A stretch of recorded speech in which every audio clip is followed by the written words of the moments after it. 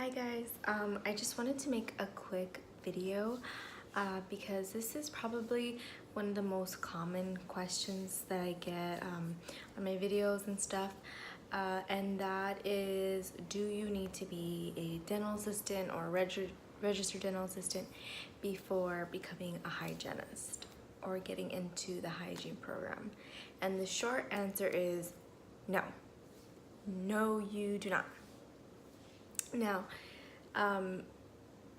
does it help with the understanding of things? Yes, and especially like the more experience you have as an assistant, the faster you'll catch on. But eventually, in hygiene school, it comes to a point in the education, maybe after like the first term, everybody's on the same level. You guys are all learning the same thing. You just had a little bit more of an upper hand because you knew anatomy or just dental terminologies, teeth numbers, things like that, and x-rays and things like that, because as an assistant, that's what you do. One of the things you do is taking x-rays. So because I had so many years of assisting as an RDA,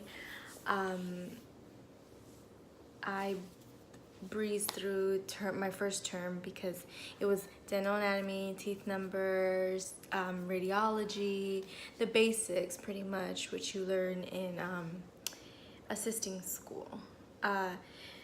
Now, there was a good handful of people in my class of 24. I didn't really think about it, how many of them there were, but there was a good, maybe like 5 or 7 people who came in without a dental background. I think even more than that. Somebody came in with a background in spine rehab. Another one came from a background of doing hair, cosmetology. So another person was would write grants. Another person was in microbiology. Things like that. What else? Just people, psychiatry, you know, people with different backgrounds, you know. Who and veterinary medicine. I have a good friend who was a vet tech and decided to do hygiene. And honestly, most of the people who had backgrounds who got into my program, they were all like science related, any type of medicine or microbiology, nutrition, anything like that, you know. And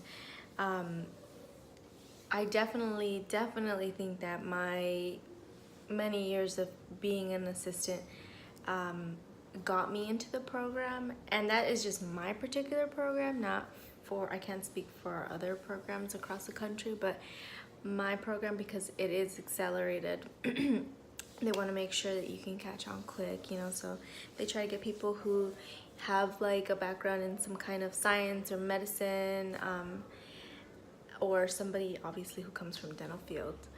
And a lot of people ask, like, should I become an assistant and then a hygienist? And that is completely personal preference. Like, the reason I did it this way was because at the time when I was 19 years old, when I decided to go to assisting school, I needed to finish school fast because I was not making money. You know, I never even had like a full-time job ever, because I literally was 19 years old working for my dad. Well, that was a full-time job.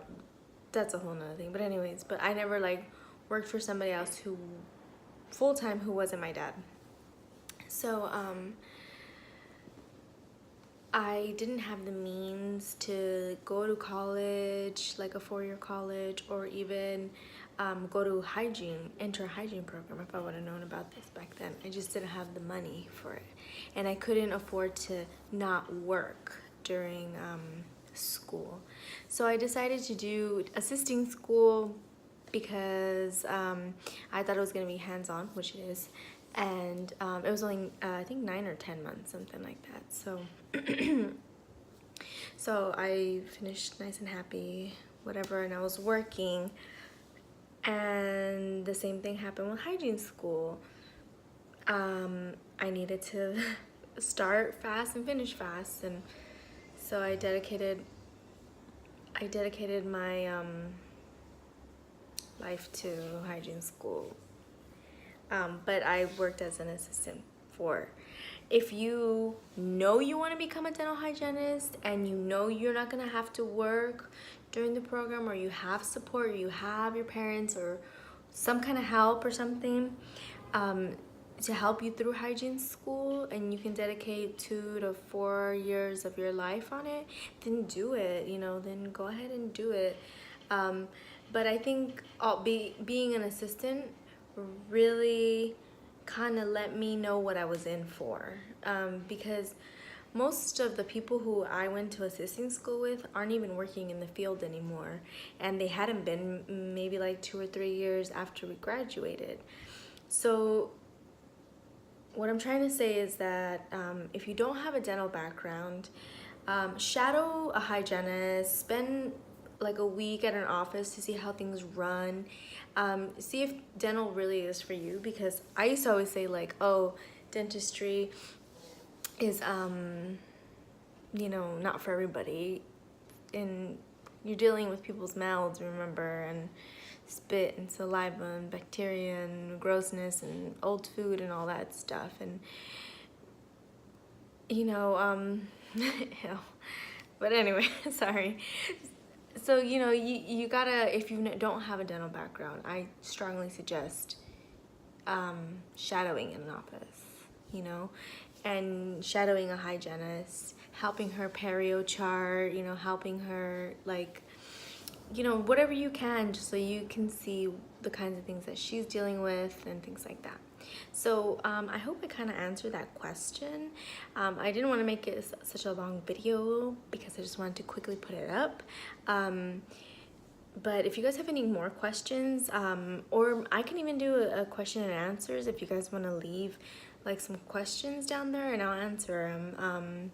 That's an idea. I mean, you guys don't have to, but this is something that I know that I needed to put out. So if you guys want a more in-depth like video and stuff, just let me know. Like, y'all, I am here to take your requests. Alrighty, guys. I'm gonna go back to bed now.